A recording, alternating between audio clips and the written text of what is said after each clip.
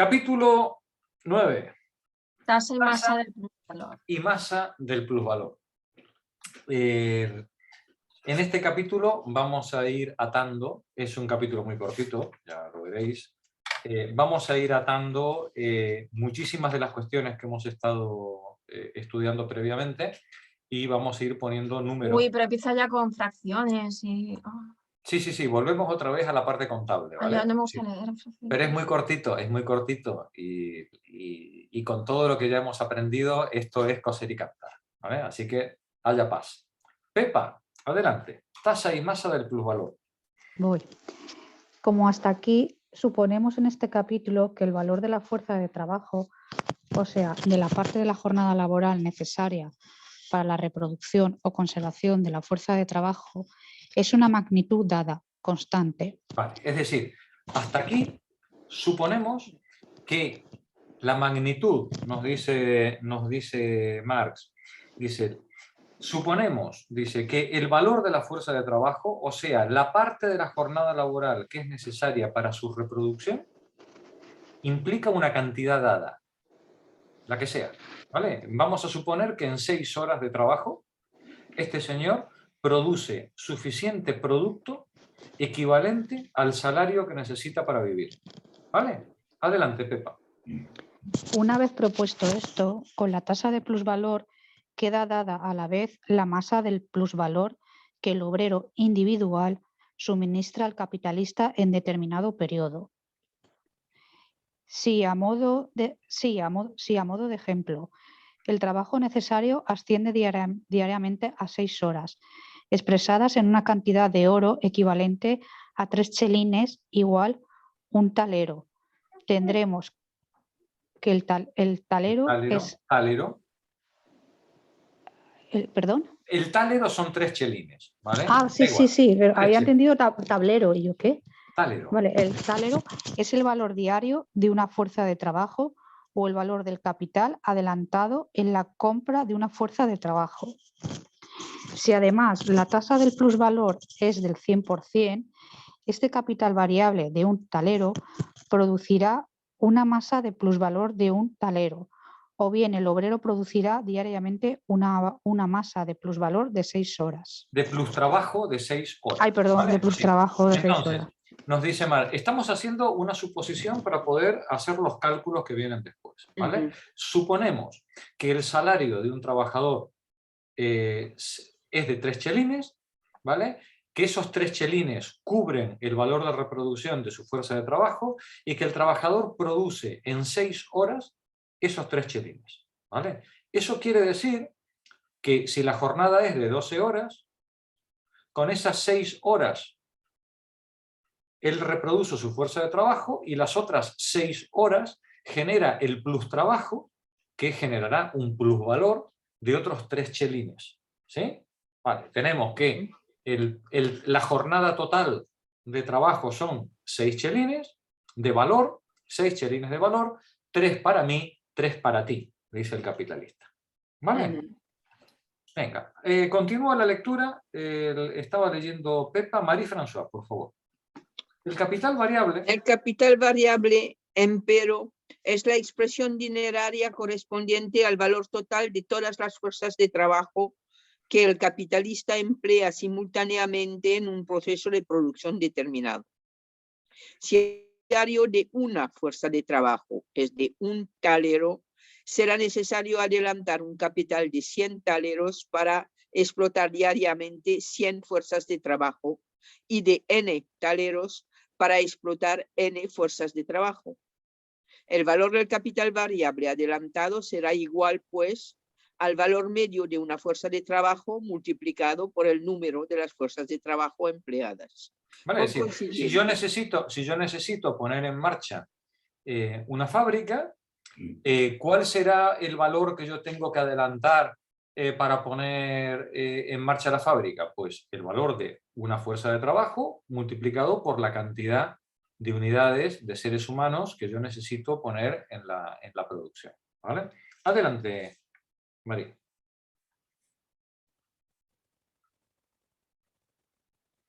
¿Marí? ¿Marí? A ver, es que no os oía.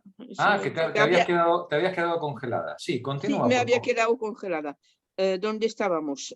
100 taleros para exportar. El valor del capital era esto, ¿no? Sí, El valor del capital variable adelantado será igual, pues, al valor medio de la fuerza de trabajo multiplicado por el número de las fuerzas de trabajo empleadas. Por consiguiente, si el valor de la fuerza de trabajo está dado, el monto de valor o la magnitud del capital variable cambiará con la masa de las fuerzas de trabajo apropiadas o con el número de los obreros utilizados simultáneamente. traducido al castellano corriente, ¿vale? Al cristiano. Al cristiano. Si yo le extraigo 3 chelines de plusvalor a cada trabajador y Sí, las señor. gambas que me voy a comer valen 300 chelines, ¿vale? Necesitaré tener 100 trabajadores para poder comerme las gambas. ¿Vale? ¿Sí? ¿Eh? Sí. ¿Vale? Es decir, la cantidad de plusvalor va a ser proporcional a la cantidad de plusvalor que yo extraiga de cada trabajador multiplicado por la cantidad de trabajadores que tengo. ¿Vale? Continúa, María. Perdón, Del mismo interrumpo. modo, si un capital variable de un talero, el valor diario de una fuerza de trabajo, produce un plusvalor diario de un talero, un capital variable de 100 taleros producirá un valor diario de 100 y uno de n taleros de un plusvalor diario de un talero multiplicado por n. ¿Vale? Es decir, hay una relación proporcional entre, Sí. la masa explotada y el plusvalor obtenido. ¿Vale? Continúa. La masa de plusvalor producido, por tanto, La masa del plusvalor producido es, por tanto, igual al plusvalor que suministra la jornada laboral del obrero individual multiplicada por el número de obreros utilizados. Pero además, como la masa de plusvalor producido por el obrero individual, estando dado el valor de la fuerza de trabajo, se determina por la tasa del plusvalor, tendremos entonces la masa del plusvalor producido es igual a la magnitud del capital variable adelantado multiplicado por la tasa del plusvalor. O bien, si nosotros, traducido, si nosotros tenemos una tasa de explotación del 100%, ¿vale? Lo único que, para yo saber cuál es la masa de plusvalor que voy a obtener, lo único que tengo que multiplicar es la cantidad de unidades explotadas por su tasa de explotación. Punto. Ya está. Es aritmética de tercero de EGB, creo yo. Vamos, sí. No da para más la cosa. ¿Vale? Quiero decir con esto, ¿qué es lo que quiero decir? Algo muy filosófico que me enseñó mi papá en su época gerencial. Jorge, me decía, Jorge, cuando yo estaba obsesionado con las hojas de cálculo, con todas estas cosas, las matemáticas, los 3 decimales, 5 decimales, y le explicaba a mi padre que las nuevas calculadoras podían calcular con 10 decimales, no como las reglas de cálculo antiguo, que solamente podías como mucho utilizar 2 decimales, ¿no? Bla, bla, bla, bla, bla, y me decía, Jorge, relájate, ¿vale? Una empresa se lleva contando con los dedos de una mano. 1 millón, 2 millones, 3 millones. He perdido 1 millón, me quedan 2 millones. ¿Vale? Sí, no necesitas más. Las hojas de cálculo solamente le sirven a los contables para esconder las ganancias a Hacienda. ¿Vale? ¿Vale? Sí, las matemáticas en el capitalismo son muy sencillitas, muy sencillitas. Cuando empezamos a hacer cosas raras, es nada más que para esconder las ganancias en el pago de los impuestos. Nada más, ¿vale? Continúa, Mari, por favor. O bien se determina por la razón compuesta entre el número de las fuerzas de trabajo explotadas por el mismo capitalista y el grado de explotación de cada fuerza individual de trabajo. Gracias, Mari. Continúa la lectura. Nani, por favor. Por tanto. Perdón, que me he perdido. A ver, ¿En qué? Página Sí, 368. la página la tengo, lo que no sé es la línea. Es El un punto y último aparte. párrafo. Punto y No, aparte. Por vale. tanto, Sí, perdón. Por tanto, si denominamos P a la masa del plusvalor, P al plusvalor diariamente proporcionado, término medio, por el obrero individual, y al capital variable V al capital variable adelantado. V al capital variable adelantado por día para comprar cada fuerza de trabajo, V a la suma total del capital variable, F al valor de una fuerza de trabajo media, tendremos que T partido por T plus trabajo. T prima, Nani, por Dios. Espera que no, hombre, las gafas. Ya sabía yo. T prima dividido T, que es el T plus primo. trabajo, el tiempo de plus trabajo sobre el tiempo de trabajo necesario. Trabajo necesario a su grado de explotación y n al número de los obreros utilizados, tendremos entonces que P es igual. La masa total de plusvalor, P mayúscula. ¿Vale? La masa total de plusvalor. Eso es. Es igual al plusvalor. Al plusvalor partido obtenido. por V, que era, que ya no me acuerdo, V, a la suma total del capital, ¿no? El trabajo, no, a ver, lo digo yo. ¿Vale? El capital variable adelantado. Lo leo yo. Sí, mejor. P minúscula es el plusvalor proporcionado por cada obrero. Sí. V minúscula es el salario de cada obrero. ¿Vale? Y V mayúscula es la suma total del capital. La suma total de los salarios. ¿Vale? Por tanto, nos dice Marx, el plusvalor total será igual a la diferencia entre el plusvalor individual sobre el valor individual por la suma total de valor adelantado. ¿Vale? Es aritmética pura y dura. ¿Vale? No os compliquéis la vida. Es chino. No, pero es una mierda para leer. Se lee mal. Yo no lo leo bien. Esto es 1 millón, 2 millones, 3 millones. ¿Vale? Esto hasta mi jefe, el bruto, esto lo dominaba al dedillo. ¿Vale? Adelante. Suponemos siempre no solo que el valor de una fuerza de trabajo media es constante, sino también que los obreros utilizados por un capitalista se reducen a obreros medios. Hay casos excepcionales en que el plusvalor producido no aumenta proporcionalmente al número de los trabajadores explotados, pero siendo así, tampoco se mantiene constante el valor de la fuerza de trabajo. Vale. Nos dice, estamos haciendo la suposición, y esto es importante que lo tengamos en la cabeza, porque si no, las matemáticas nos complicarían muchísimo la vida. Estamos haciendo la suposición de que el valor aportado por todos los trabajadores se ajusta a la media y que es constante. ¿Que es verdad que hay trabajadores que producen más plusvalor que otros trabajadores? Sí, por supuesto. Pero ciñámonos, por favor, a esta suposición para simplificar los cálculos, ¿vale? Estamos haciendo una media, ¿vale? Para comprender cómo funciona el capital, ¿sí? Adelante, Nani. En la producción de determinada masa de plusvalor, pues, puede compensarse el decrecimiento de un factor por el acrecentamiento de otro. Si mengua el capital variable y simultáneamente aumenta la tasa de plusvalor en la misma proporción, la masa del plusvalor producido se mantendrá inalterada. ¿Qué quiere decir Marx con esta frase tan profunda? ¿Vale? Que nos dice, a ver exactamente, para ceñirme a la... Dice, si mengua el capital variable, es decir, si yo reduzco el número de obreros, ¿vale? Y simultáneamente aumenta la tasa de plusvalor, es decir, aumento su tasa de explotación, les hago trabajar más horas, ¿sí? Claro. ¿Vale? La masa de plusvalor se mantendrá inalterada. Entonces, ¿puedo conseguir ¿Puedo conseguir el mismo beneficio con menos cantidad de obreros? Sí, Sí. haciéndole trabajar más Sí, horas. sí, sí. ¿Eh?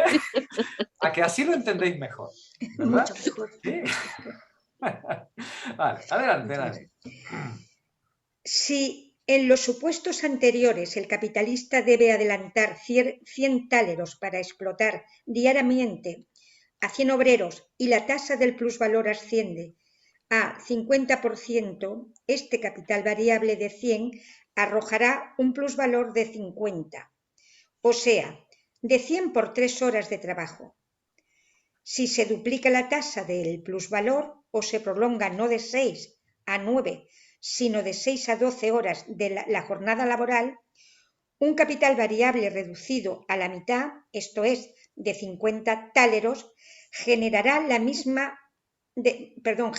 la misma manera un plusvalor de 50 táleros o de 50 por 6 horas de trabajo. De trabajo, detente ahí.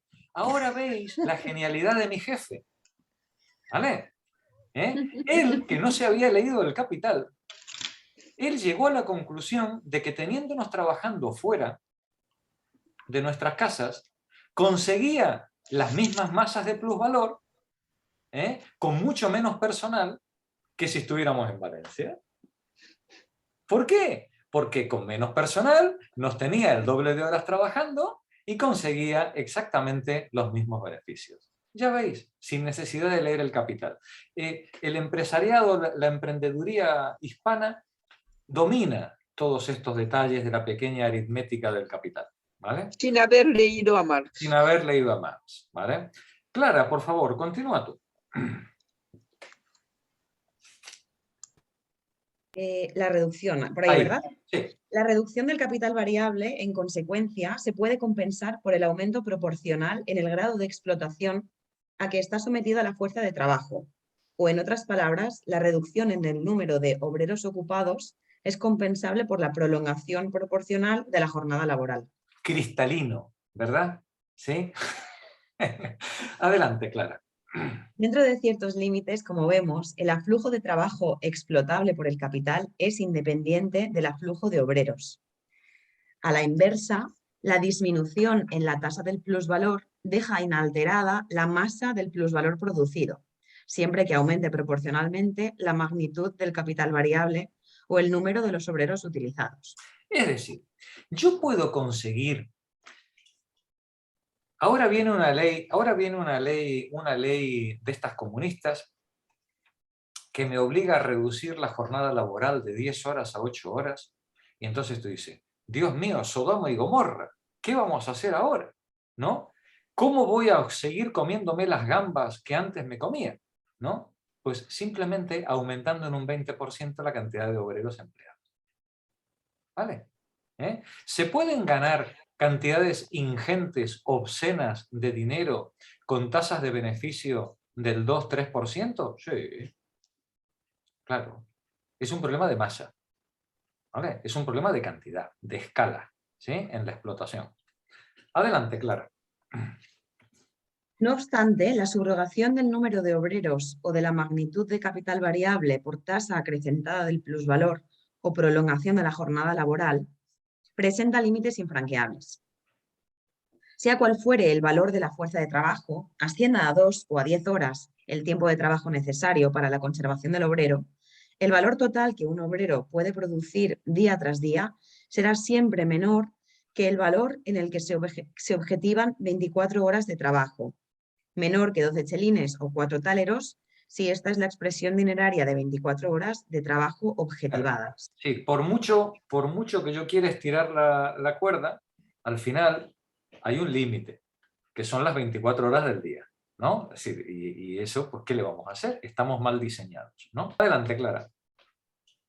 Conforme a nuestro supuesto anterior, según el cual se requieren 6 horas de trabajo por día para reproducir la fuerza de trabajo misma o reemplazar el valor del capital adelantado para comprarla, un capital variable de 500 táleros que emplee 500 obreros a una tasa de plusvalor del 100% o en jornadas laborables de 12 horas, producirá diariamente un plusvalor de 500 táleros o de 6 por 500 horas de trabajo.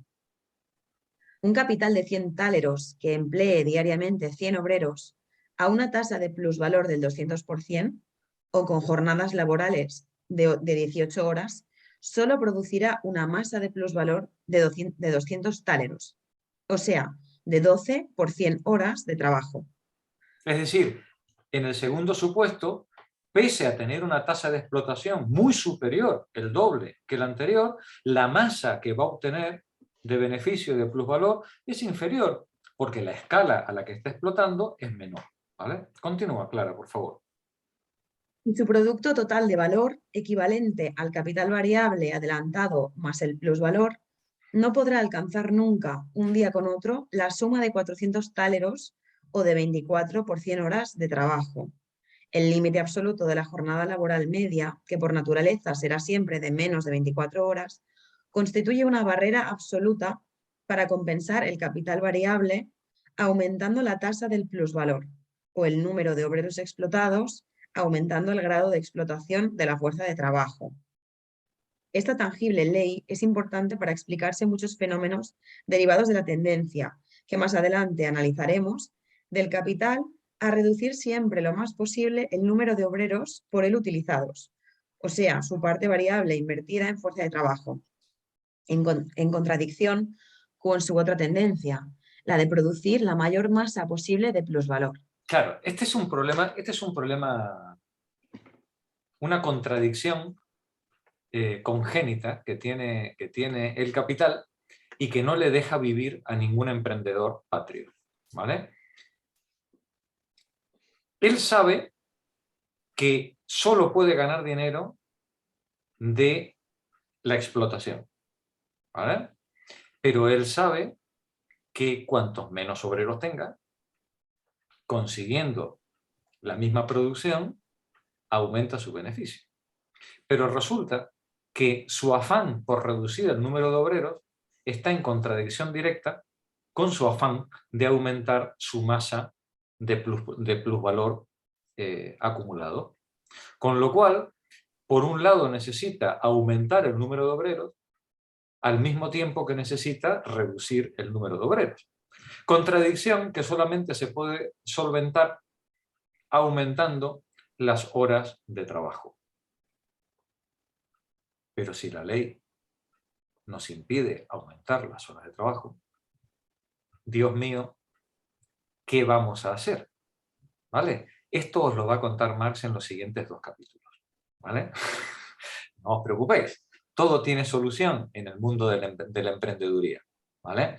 Pero de entrada nos acaba de poner Marx ante un conflicto en el que se encuentra cualquier emprendedor, ¿no? Y es que la reducción de los trabajadores va en contra de los beneficios que yo puedo obtener por extracción de plusvalor. Vamos a ver cómo se van solucionando estas cuestiones. Sigue la lectura de Elena. ¿Y a la inversa? Y a la inversa, si aumenta la masa de las fuerzas de trabajo empleadas o la magnitud del capital variable, pero no proporcionalmente a la disminución en la tasa del plusvalor, mengua la masa del plusvalor producido. El hecho de que la masa de la mercancía producida se determine por los 2 factores, tasa del plusvalor y magnitud del capital variable adelantado, resulta una tercera ley. Una vez dados la tasa del plusvalor o grado de explotación de la fuerza de trabajo y el valor de la fuerza de trabajo o magnitud del tiempo de trabajo necesario, se desprende de suyo que cuanto mayor sea el capital variable, tanto mayor será la masa del valor y el plusvalor producidos. Es decir, cuanto mayor sea el número de trabajadores explotados, a igualdad de tasa de explotación, tanto mayor será el plusvalor obtenido. Y esto, que parece de una evidencia insultante, ¿vale? Os recuerdo que entra en contradicción directa con la necesidad del empleador de reducir el número de trabajadores que tiene en el proceso de fabricación. Y vosotros diréis, Jorge, pero es que el empleador, cuando reduce a los trabajadores, los reduce manteniendo la productividad. ¿Y cómo mantiene la productividad? Mediante maquinaria. Mediante la sustitución de los trabajadores por máquinas. Pero, hijas mías, uno de los grandes dramas del emprendedor es que la maquinaria solo puede reproducir su valor, no genera valor. A la maquinaria le puedo sacar productividad, pero plusvalor solo se lo puedo sacar a la mano de obra humana. Cuando todos los demás capitalistas compran la misma máquina que yo, se me acabó la ventaja diferencial que yo tenía por la maquinaria. Y entonces me encuentro con que mis ganancias se reducen al pobre desgraciado que dejé manejando la máquina. Es una tragedia, ¿vale? Pero son las reglas del capitalismo. Ya veremos cómo lo soluciona nuestro emprendedor, ¿vale? Hay soluciones para todo en la vida. Continúa, por favor, Elena.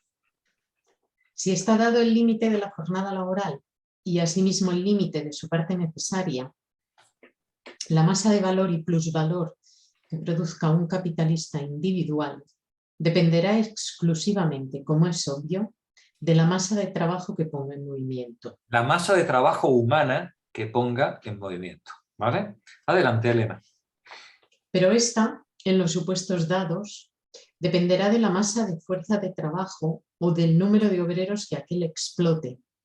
Y este número estará determinado a su vez por la magnitud del capital variable que haya adelantado. Dados la tasa del plusvalor y el valor de la fuerza de trabajo, las masas del plusvalor producido estarán en relación directa a las magnitudes del capital variable adelantado. Gracias, Elena. Vicente, continúa tú. Ahora bien.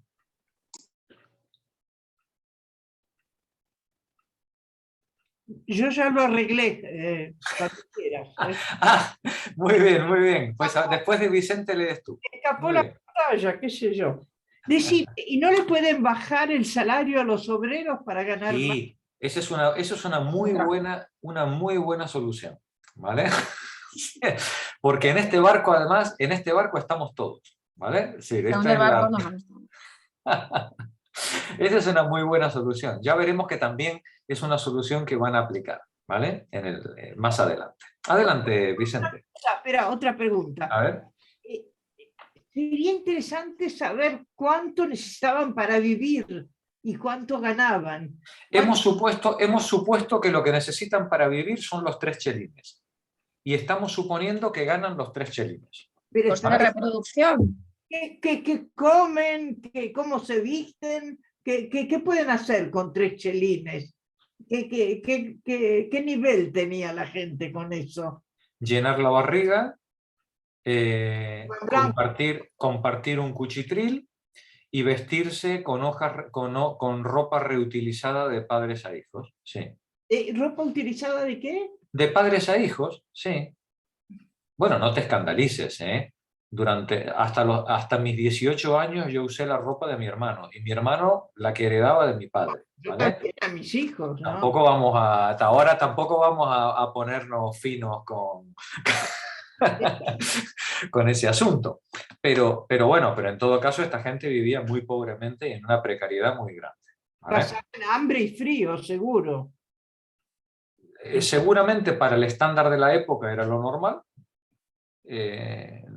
Para el nuestro sería terrible, sí, seguramente. ¿Vale? Sí. No hay más que ver las condiciones habitacionales en las que vivía lo que eran los barrios obreros en cualquier ciudad como esta de Liverpool, ¿no? En Londres. Eran unas condiciones habitacionales tremendas, pero no eran tremendas las condiciones habitacionales de los obreros, las de la pequeña burguesía. Si vosotros tenéis el gusto de leer las memorias, por ejemplo, de H.G. Wells, que os las recomiendo encarecidamente, porque son de una belleza, es espectacular leer a Wells. Wells es el de La máquina del tiempo, ¿os acordáis, no? Sí, es uno de los grandes escritores de la época victoriana, ¿no? De finales del fabianismo, ¿no? Wells tiene una autobiografía que es una verdadera belleza, ¿eh? Una verdadera belleza, donde él describe, por ejemplo, pues la casa de su infancia.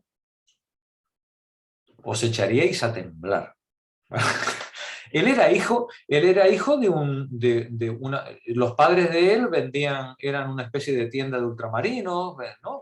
Vendían cosas, y entonces en el bajo de la casa estaba el horno, en la planta de la calle era donde estaba la tienda, y en los pisos de arriba era donde vivían los hijos y la familia. Y el váter estaba en el patio, ¿vale? Y al váter, el váter iba todo el mundo, ¿no? Y el pozo de agua estaba en el patio, al lado del váter. ¡Qué horror! ¿Vale? ¿Eh? Sí, y estos eran los que vivían bien.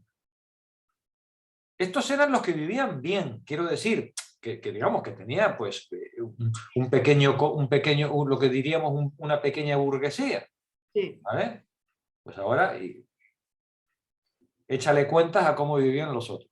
¿Vale? Bueno, ahí Elena también puede decir, no es solo de civilización, es de pobreza. Te vas a otros países y esas Claro. Pero, entonces los romanos estaban mejor organizados. Si eras patricio, sí. Claro. Claro. Claro. Es que depende, como siempre, depende de la clase social, ¿sabes? De terror. Eso es. Vicente, continúa, por favor. Espérate, ¿dónde estamos? Ahora bien. Ahora bien, se sabe que el capitalista divide su capital en dos partes. Una la invierte en medios de producción. Es esta la parte constante de su capital. La otra la invierte en fuerza de trabajo viva. Esta parte constituye su capital variable. En los diversos ramos de la industria, aunque se basen en el mismo modo de producción, se encuentran diferentes distribuciones del capital en partes constante y variable. Esto es muy importante que lo refresquemos, Vicente, ¿vale? Y compañeras, ¿vale? El capitalista invierte su capital en dos grandes ramas. Una en capital constante y otra en capital variable. Una en maquinaria, naves, suelo, etcétera, y otra en mano de obra asalariada. ¿Vale? Y dependiendo del ramo en el que estemos trabajando, si es hilandería, agricultura, carpintería, hostelería, dependiendo del ramo en el que estemos trabajando, la proporción de capital que se va a invertir en una cosa o en la otra puede ser muy diferente, ¿eh? Pero muy diferente. En el caso de Víctor, por ejemplo, la inversión que un empresario haga en capital constante, a lo mejor es el 90% de su inversión. Ordenadores, sistemas informáticos, ¿no? Tecnología, ¿vale? Pero si en vez de eso tienes una empresa de limpieza de calles, por ejemplo, o una empresa de recogida y empaquetado de fruta, pues a lo mejor el 80 o el 90% es mano de obra pura y dura. ¿Vale? ¿Sí? Continúa, Vicente, por favor. Dentro del mismo ramo de la producción, varía esa proporción a la par de la base técnica y de la combinación social del proceso productivo. Pero cualquiera que sea la producción en que un capital dado se descomponga en partes constante y variable, que sea la última a la primera, como 1:2, 1:10 o 1:x, la ley recién enunciada no se ve afectada por ello, pues conforme al análisis anterior, el valor del capital constante reaparece, por cierto, en el valor del producto, pero no en el nuevo producto de valor creado. Para utilizar a 1000 hilanderos se requieren, por supuesto, más materias primas, usos, etcétera, que para emplear a 100. Pero suba, baje, se mantenga inalterado, sea grande o pequeño el valor de estos medios de producción adicionales, dicho valor no ejercerá influjo alguno en el proceso de valorización de las fuerzas de trabajo que los ponen en movimiento. La ley enunciada más arriba adopta, pues, la siguiente forma. Estando dado el valor de la fuerza de trabajo y siendo igualmente grande el grado de explotación de la misma, las masas de valor y plusvalor producidas por diversos capitales estarán en razón directa a las magnitudes de las partes variables de esos capitales, esto es, a sus partes invertidas en fuerza de trabajo viva. Vale, y aquí lo vamos a dejar. Bueno, ¿qué os parece? ¿Seguimos la semana que viene entonces? Venga, Claro. ¿Vale? Venga. Nos vemos el gracias, jueves. profe.